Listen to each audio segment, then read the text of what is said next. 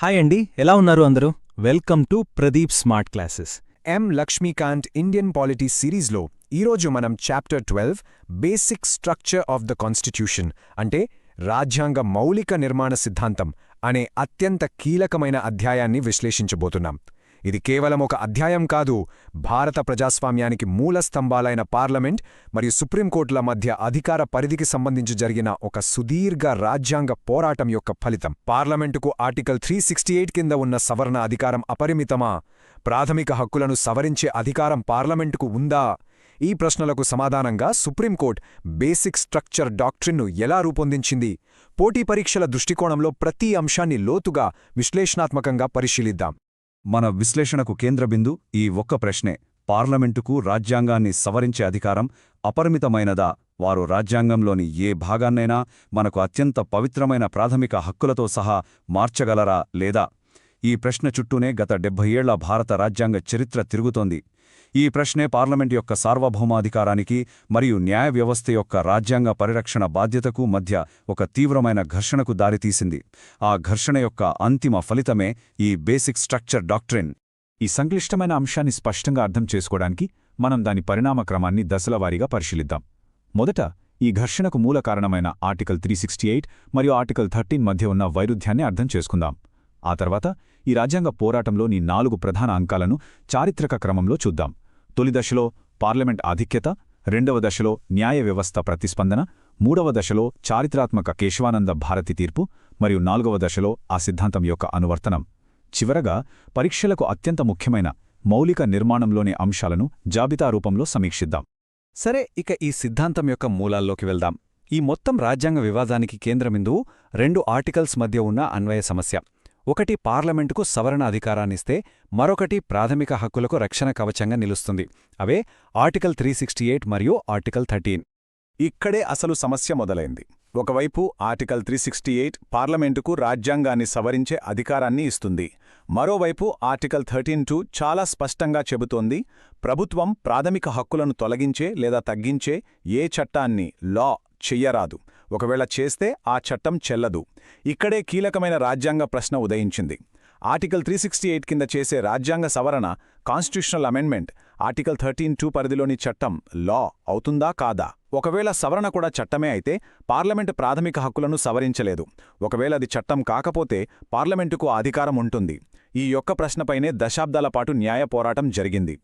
ఇప్పుడు మనం ఈ రాజ్యాంగ పోరాటంలో మొదటి అంకంలోకి ప్రవేశిస్తున్నాం. ఇది 1951 నుండి 1964 వరకు సాగింది. ఈ కాలంలో సుప్రీంకోర్టు యొక్క వ్యాఖ్యానాలు పార్లమెంట్ అధికారానికే పెద్దపీట వేశాయి. ఈ దశలో పార్లమెంట్ ఆధిక్యత స్పష్టంగా నెలకొంది. ఈ వివాదంలో తొలి తీర్పు 1951లో శంకరీ ప్రసాద్ కేసులో వచ్చింది. మొదటి రాజ్యాంగ సవరణను సవాలు చేసినప్పుడు సుప్రీంకోర్టు పార్లమెంటుకు అనుకూలంగా తీర్పిచ్చింది. ఆర్టికల్ 368 కింద చేసే రాజ్యాంగ సవరణ అనేది పార్లమెంటు యొక్క రాజ్యాంగ నిర్మాణ అధికారం, కాన్స్టిట్యూయెంట్ పవర్ అని, అది ఆర్టికల్ 13 పరిధిలోనే సాధారణ శాసన అధికారం, ఆర్డినరీ లెజిస్లేటివ్ పవర్ ద్వారా చేసే చట్టం కాదని స్పష్టం చేసింది. కాబట్టి రాజ్యాంగ సవరణ ద్వారా ప్రాథమిక హక్కులను కూడా సవరించే అధికారం పార్లమెంటుకు ఉందని తీర్పు చెప్పింది. ఇదే వైఖరిని 1964లోని సజ్జన్ సింగ్ కేసులో కూడా పునరుద్ఘాటించింది. దీంతో తొలి దశలో పార్లమెంటు తిరుగులేని ఆధిపత్యాన్ని సాధించింది. కానీ ఈ పరిస్థితి ఎక్కువ కాలం కొనసాగలేదు. 1967లో సుప్రీంకోర్టు ఒక సంచలనాత్మక తీర్పుతో తన మునుపటి వైఖరిని పూర్తిగా మార్చుకుంది. ఇది న్యాయ వ్యవస్థ యొక్క ప్రతిచర్య. ఈ తీర్పుతో పార్లమెంట్ మరియు న్యాయ వ్యవస్థ మధ్య ప్రత్యక్ష ఘర్షణ మొదలైంది. అదే 1967 నాటి గోలక్నాథ్ కేసు. ఈ కేసులో 11 మంది న్యాయమూర్తుల ధర్మాసనం 6-5 మెజారిటీతో ఒక చారిత్రాత్మక తీర్పిచ్చింది. శంకరీ ప్రసాద్ మరియు సజ్జన్ సింగ్ కేసుల్లోని తన తీర్పులను తానే తోసిపుచ్చింది. ప్రాథమిక హక్కులు మన రాజ్యాంగంలో అతీతమైన మరియు మార్పులేనివి అని, వాటికొక ఉన్నత స్థానముంది అని ప్రకటించింది. అత్యంత కీలకంగా రాజ్యాంగ సవరణ కూడా ఆర్టికల్ 13 ప్రకారం ఒక చట్టమే అని తేల్చిచెప్పింది. దీని అర్థం చాలా స్పష్టం: ఇకపై పార్లమెంట్ ప్రాథమిక హక్కులను సవరించలేదు. ఈ తీర్పుతో సుప్రీంకోర్టు పార్లమెంట్ సవరణ అధికారానికి ఒక గట్టి అడ్డుకట్ట వేసింది. గోలక్నాథ్ కేసు తీర్పు పార్లమెంటుకు తీవ్రమైన ఎదురుదెబ్బ. తమ సవరణ అధికారాన్ని న్యాయ వ్యవస్థ హరించిందని భావించిన పార్లమెంట్ ఆ తీర్పు ప్రభావాన్ని నిర్వీర్యం చేయడానికి మరియు తమ అధికారాన్ని పునరుద్ధరించుకోవడానికి శాసనపరమైన చర్యలు చేపట్టింది. ఇది పార్లమెంటు ప్రతిచర్య దశ. గోలక్నాథ్ తీర్పును అధిగమించడానికి ఇందిరాగాంధీ ప్రభుత్వం 1971లో 24వ రాజ్యాంగ సవరణ చట్టాన్ని తీసుకొచ్చింది. ఈ సవరణ ద్వారా గోలక్నాథ్ తీర్పుకు ఆధారమైన న్యాయపరమైన వాదనలను నిర్వీర్యం చేసింది. ఆర్టికల్ 13కు క్లాజ్ 4ను మరియు ఆర్టికల్ 368కు క్లాజ్ 3ను జోడించింది. దీని ప్రకారం ఆర్టికల్ 3068 కింద చేసిన ఏ సవరణకైనా ఆర్టికల్ 13 వర్తించదని స్పష్టంగా పేర్కొంది. అంతేకాక రాజ్యాంగంలోని ఏ భాగాన్నైనా సవరించే అధికారం పార్లమెంటుకుందని పునరుద్ఘాటించింది. ఇది న్యాయవ్యవస్థ తీర్పును శాసనపరంగా అధిగమించే ఒక ప్రత్యక్ష ప్రయత్నం. 24వ సవరణ ద్వారా పార్లమెంట్ తన సవరణ అధికారాన్ని తిరిగి పొందింది. ఇప్పుడు బంతి మరోసారి సుప్రీంకోర్టులోకి వచ్చింది.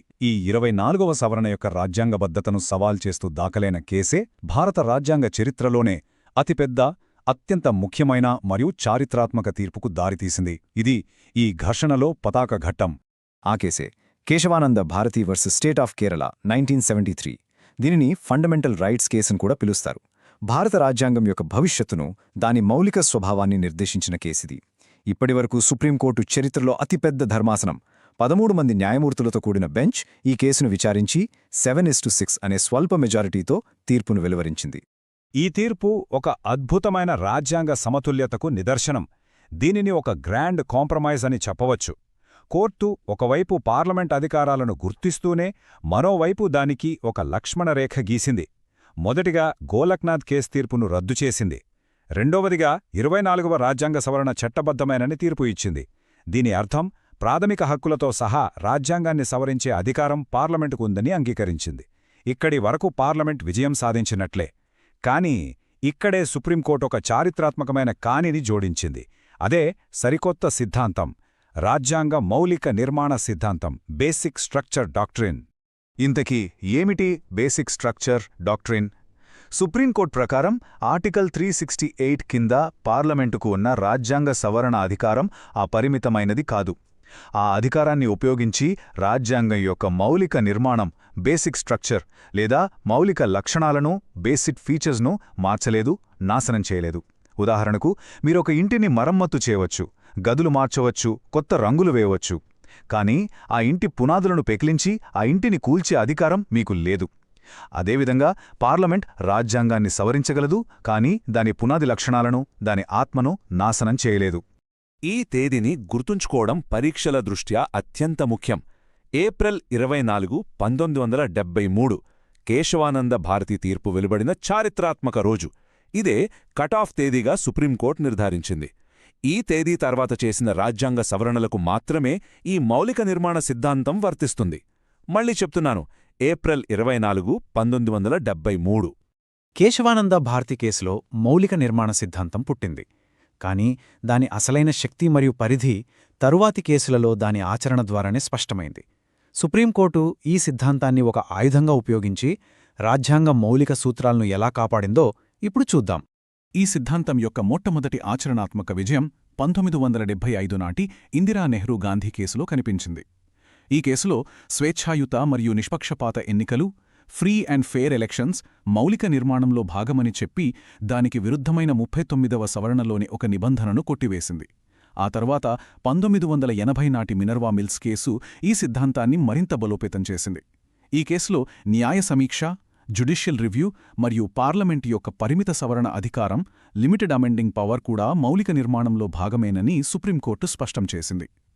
అంతేకాక ప్రాథమిక హక్కులు మరియు ఆదేశిక సూత్రాల మధ్య సమతుల్యం కూడా ఒక మౌలిక లక్షణమని పేర్కొంది. మినర్వా మిల్స్ కేసులోని ఈ వాక్యం మౌలిక నిర్మాణ సిద్ధాంతం యొక్క సారాంశాన్ని వివరిస్తుంది. రాజ్యాంగం పార్లమెంటుకు పరిమిత సవరణ అధికారాన్ని ఇచ్చినప్పుడు పార్లమెంట్ ఆ పరిమిత అధికారాన్ని ఉపయోగించి ఆ అధికారాన్నే అపరిమిత అధికారంగా మార్చుకోలేదు. దీని అర్థం, రాజ్యాంగం ద్వారా సృష్టించబడిన ఒక సంస్థ అదే రాజ్యాంగాన్ని నాశనం చేసే అధికారాన్ని తనకు తానుగా ఇచ్చుకోలేదు. ఇది చాలా కీలకమైన రాజ్యాంగ సూత్రం.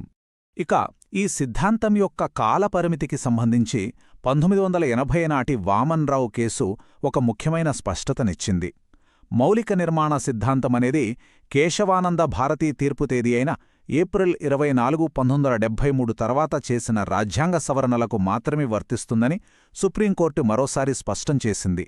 అంటే ఈ సిద్ధాంతం భవిష్యత్తుకు మాత్రమే వర్తిస్తోంది, ప్రాస్పెక్టివ్ ఎఫెక్ట్, గతాన్ని ప్రభావితం చెయ్యదు.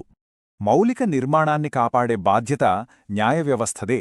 కాబట్టి న్యాయ వ్యవస్థ యొక్క స్వాతంత్ర్యాన్ని అధికారాలను పరిరక్షించే కొన్ని కీలకమైన ఆర్టికల్స్ కూడా మౌలిక నిర్మాణంలో భాగమేనని సుప్రీంకోర్టు వివిధ తీర్పులలో పేర్కొంది. అంటే పార్లమెంట్ ఈ ఆర్టికల్స్ను సవరించి న్యాయ వ్యవస్థ అధికారాలను తగ్గించలేదు. న్యాయ వ్యవస్థకు మూలస్తంభాలుగా నిలిచే ఈ ఆర్టికల్స్ మౌలిక నిర్మాణంలో భాగం. సుప్రీంకోర్టుకు సంబంధించి ఆర్టికల్ 32 రాజ్యాంగ పరిహారపు హక్కు, ఆర్టికల్ 136 స్పెషల్ లీవ్ పిటిషన్ ద్వారా అప్పీల్ చేసే అధికారం, ఆర్టికల్ 141 సుప్రీంకోర్టు తీర్పులు దేశంలోని అన్ని కోర్టులకు శిరోధార్యం, మరియు ఆర్టికల్ 142 సంపూర్ణ న్యాయం చేసే అధికారం. అదేవిధంగా హైకోర్టులకు ఆర్టికల్ 226 కింద ఉన్న రిట్ జారీ చేసే అధికారం మరియు ఆర్టికల్ 227 కింద ఉన్న పర్యవేక్షణ అధికారం కూడా మౌలిక నిర్మాణంలో అంతర్భాగమే. ఇప్పటివరకు మనం సిద్ధాంతం యొక్క పరిణామక్రమాన్ని చూసాం. ఇప్పుడు ఏ అంశాలను సుప్రీంకోర్టు వివిధ తీర్పుల ద్వారా మౌలిక నిర్మాణంలో భాగంగా గుర్తించిందో చూద్దాం. పరీక్షల దృష్ట్యా ఈ జాబితా అత్యంత ముఖ్యం. సుప్రీంకోర్టు ఈ జాబితాను ఖచ్చితంగా నిర్వచించలేదు. ఇది కేస్ టు కేస్ బేసిస్ మీద అభివృద్ధి చెందుతూనే ఉంటుంది. ఈ జాబితాలోని కొన్ని అత్యంత ముఖ్యమైన అంశాలను పరిశీలిద్దాం. 1. సుప్రిమసీ ఆఫ్ ద కాన్స్టిట్యూషన్, రాజ్యాంగమే సర్వోన్నతం. 2. Sovereignty, democracy and republican nature, మన దేశ సార్వభౌమ, ప్రజాస్వామ్య, గణతంత్ర స్వభావం. 3. సెక్యులర్ క్యారెక్టర్, లౌకికవాదం. 4. సెపరేషన్ ఆఫ్ పవర్స్, అధికార పృథక్కరణ సిద్ధాంతం. 5. ఫెడరల్ క్యారెక్టర్, సమాఖ్య వ్యవస్థ. 6. Rule of law and principle of equality, చట్టబద్ధమైన పాలన మరియు సమానత్వ సూత్రం. 7. జ్యుడిషియల్ రివ్యూ, న్యాయ సమీక్షాధికారం. 8. Harmony between fundamental rights and directive principles, ప్రాథమిక హక్కులు మరియు ఆదేశిక సూత్రాల మధ్య సమతుల్యం. 9. ఫ్రీ అండ్ ఫేర్ ఎలక్షన్స్, స్వేచ్ఛాయుత ఎన్నికలు. 10. Limited power of parliament to amend the constitution, parliament యొక్క పరిమిత సవరణ అధికారం. ఈ జాబితా చాలా కీలకం. సరే, ఈ సుదీర్ఘ విశ్లేషణను ముగించే ముందు పరీక్షల కోసం అత్యంత కీలకమైన అంశాలను ఒక్కసారి పునశ్చరణ చేసుకుందాం. 1. సిద్ధాంతం యొక్క సారాంశం. పార్లమెంటుకు రాజ్యాంగాన్ని సవరించే అధికారం ఉంది, కాని ఆ రాజ్యాంగం యొక్క మౌలిక నిర్మాణాన్ని నాశనం చేసే అధికారం లేదు. 2. చారిత్రాత్మక కేస్. ఈ సిద్ధాంతం కేశవానంద భారతీ కేస్ 1973లో ఆవిర్భవించింది. ఆ తేదీని మర్చిపోవద్దు, ఏప్రిల్ 24, 1973. 3. మూల సంఘర్షణ. ఈ మొత్తం పరిణామం పార్లమెంట్ యొక్క సవరణ అధికారం, ఆర్టికల్ 368 మరియు ప్రాథమిక హక్కుల పరిరక్షణ, ఆర్టికల్ 13 మధ్య జరిగిన పోరాట ఫలితమే. 4. కీలకాంశాలు.